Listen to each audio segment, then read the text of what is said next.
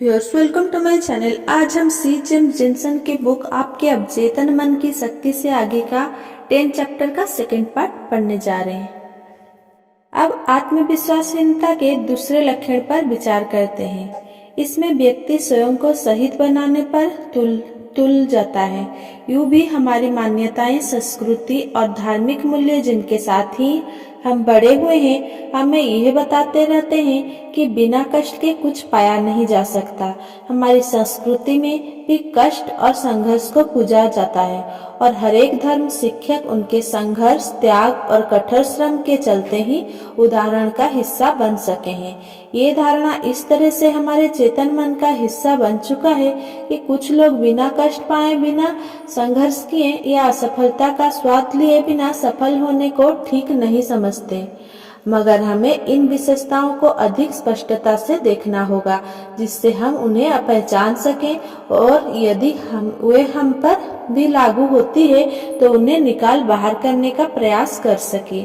सहित भावना का पहला लक्षण है स्वयं को नाचीज समझना या ऐसा समझना कि आपकी भरपूर मेहनत के बाद भी लोग आपकी प्रशंसा नहीं करते। जैसे मैंने जितने कष्ट झेले हैं, किसी और ने क्या झेले होंगे। क्या कोई भी मुझसा कठोर श्रम नहीं करता। तुम नहीं समझते कि मुझे आगे बढ़ने के लिए कितनी कठिनाइयां और अवरोध का सामना करना है आदि। ऐसे लोग को हमेशा ऐसा ही लगता है कि उन्हें गलत समझा जा रहा है, उनके साथ अन्याय हो रहा है। उनमें हमेशा निराशा और लाचारी का भाव विद्यमान रहता है और हमेशा स्वयं को गलत समझे जाने की बात करते हैं। आत्मविश्वासहीनता का एक और लक्षण है स्वयं को अयोग्य महसूस करना, जो आपको बार बार भूतकाल में घसीटता है और आगे बढ़ने से रोकता है। स्वयं को अयोग्य मानने से भविष्य में मिलने वाली सफलता भी हाथ से फिसल जाती है और यह विचार आपकी गति को धीमा कर देता है। ये विचार बजाय आगे बढ़ाने का आपको वापस वहीं ले जाता है जहां से आपने शुरू किया था। आपके लिए यह बहुत जरूरी है कि आप अपने वर्तमान में झांककर योग्यता के मुद्दे पर गहन विचार करें, क्योंकि इस मुद्दे ने कई लोगों को समय समय पर उनके लक्ष्य से नीचे ला पटका है और उनकी पहल करने की योग्यता, काबिलियत और जुटे रहने की लालसा को खत्म किया है। अक्सर लोगों के इतिहास की जानकारी लेते समय मेरे कानों में ये शब्द अक्सर पड़ते हैं कि मैं तो इसके लायक ही नहीं हूँ, मैं इसके योग्य नहीं हूँ या आदि। और ये बात अक्सर पढ़े लिखे, अच्छी नौकरी और सुखी परिवार वाले लोगों के मुंह से उच्चारित होते हैं। आत्मविश्वासहीनता का अगला लक्षण है शर्मिंदगी महसूस करना। कोई भी भावना आपको इतना नुकसान नहीं पहुंचाती जितनी शर्मिंदगी पहुंचाती है। ये कोई इंसानी झगड़ों की जड़ है। जिन लोगों का दूसरों के द्वारा अवमानना, उपहास, तिरस्कार, विश्वासघात या परित्याग किया जाता है या जिन्हें बचपन में कड़ी सजा दी जा रही है, वो लोग सतत अपमानित सा महसूस करते रहते हैं और हिंसा बोध से भरे जाते हैं। ऐसा उन बच्चों और वयस्कों के साथ भी होता है जिनकी कभी भी तारीफ नहीं की जाती या उन्हें समानुभूति नहीं मिलती।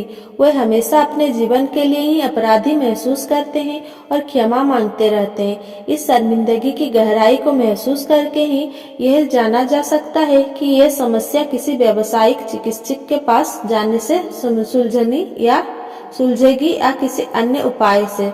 अपने आप पर विश्वास न होने और शंकाग्रस्त रहने के कारण लोग अस्थिर प्रवृत्ति के हो जाते हैं और सतत अपने आप के लिए, अपने अस्तित्व के लिए या अपनी राय के लिए क्षमा की गुजारिश करते रहते हैं और किसी भी तरह की अस्वीकृति या तिरस्कार से बचने के लिए किसी भी हद तक झुकने के लिए तैयार रहते हैं। इसी तरह जो लोग स्वयं को कमजोर मानते हैं, वे बदलाव से डरते हैं। उनका सुविधा क्षेत्र छोटा सा होता है और वे शायद ही कभी उस क्षेत्र से बाहर निकलकर किसी ऐसे व्यक्ति से बहस करना चाहते हैं या उसे चुनौती देना चाहते हैं जिसके विचार उनसे ना मिलते हो। प्रकृति का नियम है कि एक से स्वभाव एक दूसरे को आकर्षित करते हैं। इसी तरह से आत्मविश्वासहीनता लोग के आसपास उन्हीं की तरह के लोग जमा हो जाते हैं। आपको शायद ही ऐसा देखने को मिलेगा कि किसी आत्मविश्वासी व्यक्ति ने आत्मविश्वासीनता व्यक्ति को भागीदार या जीवन साथी बनाया हो। रिश्ते कई बार इसी वजह से टूटते हैं कि दोनों में से एक साथी आगे बढ़ने और अधिक पाने का निश्चय करता है, जिसके लिए वो पुस्तक पढ़ता है, किसी पाठ्यक्रम में दाखिला लेता है या संगोष्ठी में हिस्सा लेता है।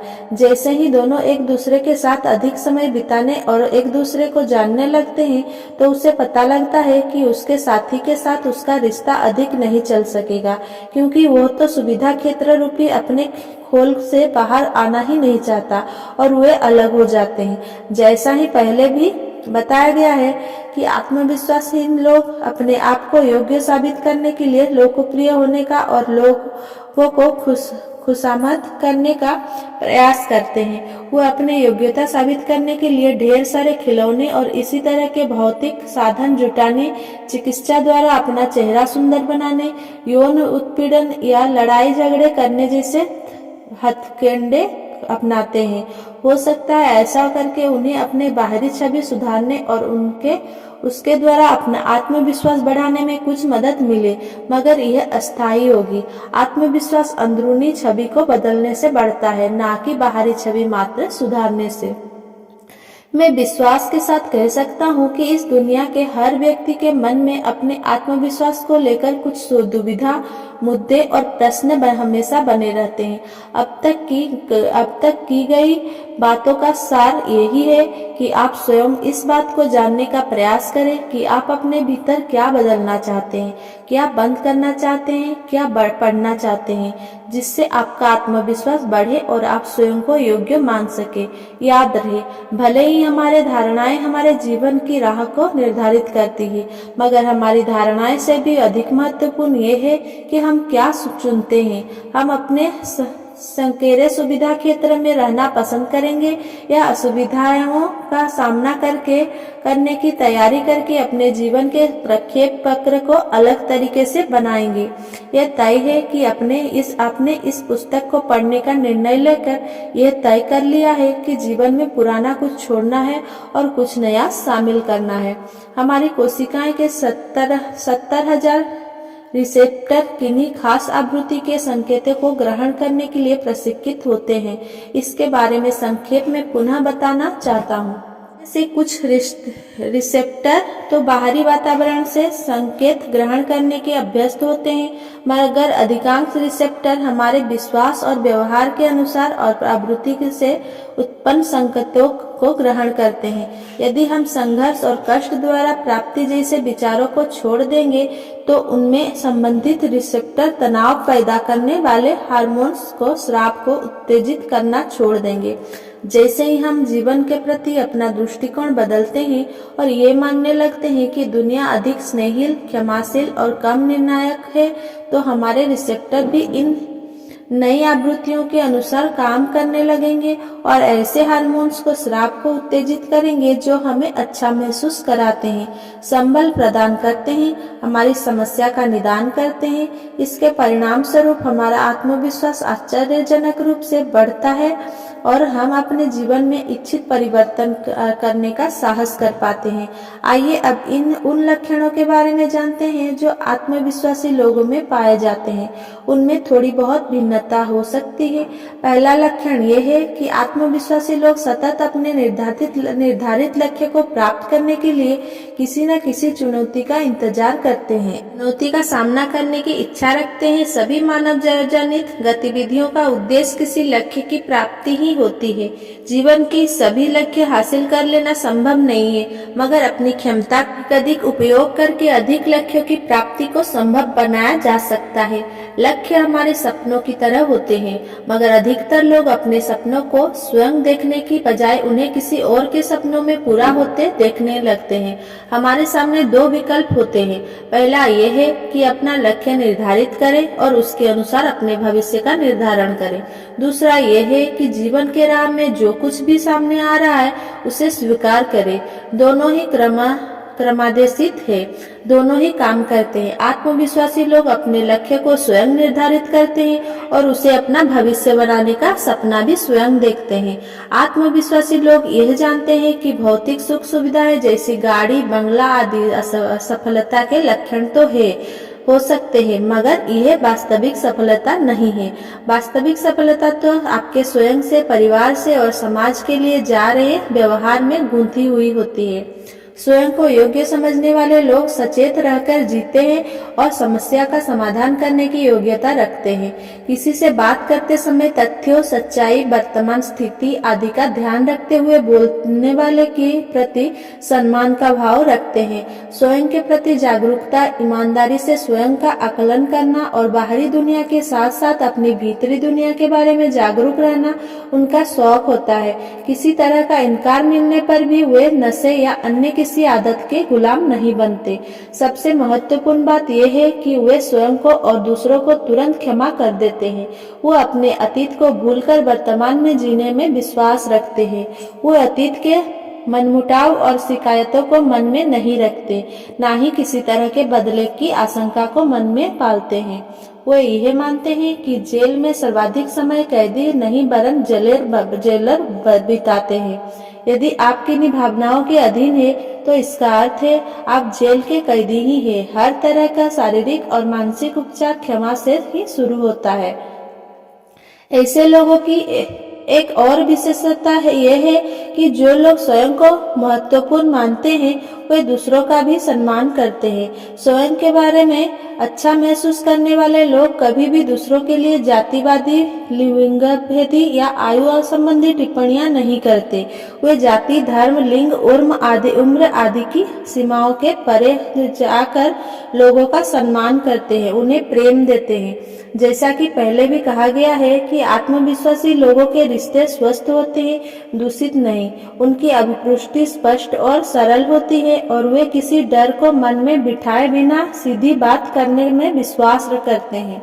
यदि किसी के बारे में अपने राय दे रहे हैं तो भी वे किसी एक व्यक्ति को दोषी ठहराने की बजाय अपनी बात इस तरह से शुरू करते हैं जो घटना हुई है उसके बारे में मुझे ऐसा लगता है कि दूसरा घटक विनम्रता है। इसका अर्थ झूठी नम्रता या अपने अस्तित्व के लिए खेद महसूस करना नहीं है। का अर्थ है कि आप किसी आदमी के बारे में अपनी राय बनाने से पहले उसे कितने मौके देते हैं। जैसे बजाय यह तय करने की फला व्यक्ति गपबाज है या फला व्यक्ति अधिकार जताता है, वे व्यक्ति को एक मौका और देते हैं यह सोचकर कि शायद इस बार वह अलग व्यवहार करे। विनम्रता का अर्थ है कि किसी तरह की अंतिम राय बनाने के बजाय व्यक्ति को अधिक अवसर देना। परोपकार का गुणों भी आत्मविश्वासी व्यक्ति की विशेषता है। किसी की मदद करने का भाव इनमें विद्यमान रहता है, भले ही वो मदद सेवा के नाम पर की जाए, बड़े भाई बहन होने के नाते की जाए या अपनी खुशी के लिए की जाए। इस काम को करके वे प्रसन्नता का अनुभव करते हैं। एक सहायता कार्यक्रम में भाग लेने वाली महिलाओं ने बताया कि वृद्धाश्रम में रहने वाले लोग की सेवा करके उन्हें आंतरिक संतोष की अनुभूति हुई है, ऊपर उठने का एहसास हुआ है, निराशा कम हुई है, अपनी नजरों में ऊंची उठे है और शरीर के दर्द कम हुए हैं। ऐसे लोग जिनका आत्मविश्वास बढ़ा चढ़ा रहता है उनमें जवाबदेही का भाव भी अधिक रहता है। इसके लिए एक उदाहरण देता हूँ। थोड़े समय पहले मेरे मित्र ने मुझे फोन करके कहा कि वो मुझे दोपहर के खाने पर बुलाना चाहता है और मुझसे बात करके यह बताना चाहता है कि जब उसकी पत्नी उसके मित्र के साथ भाग गई तो उसका जीवन किस तरह तहस नहस हो गई। मुझे लगा वो दोषारोपण करके स्वयं को दया का पात्र बनाना चाहता है, मगर उससे मिलकर मेरी विनम्रता पर प्रश्न खड़े हो गए। अपने पीड़ा के बावजूद वो बोला, ली तुम मुझे लंबे समय से जानते हो और तुम मेरे और मेरी पत्नी के साथ कई समारोहों में शामिल हुए हो। मुझसे ऐसे क्या गलती हुई, मैंने ऐसे क्या किया जिससे उसे भागने पर मजबूर होना पड़ा। उसकी तकलीफ को समझकर मेरी आंखें भर आई थी, मगर बजाय पत्नी को दोषी ठहराने के या अपनी शक्ति को स्वयं को विचार सिद्ध करने में लगाने के, वो सारे मामले में स्वयं को जवाबदेही तय कर रहा था। दूसरे शब्दों में वो यह मान रहा था कि उसके जीवन की इस वास्तविकता के लिए वो ही जिम्मेदार है, और जब वो चुप हुआ तब तक समय के साथ उसने अपने बारे में बहुत कुछ सीख लिया था। आत्मविश्वासी लोग आंतरिक आध्यात्मिक अनुभूति के प्रति भी संवेदनशील होते हैं।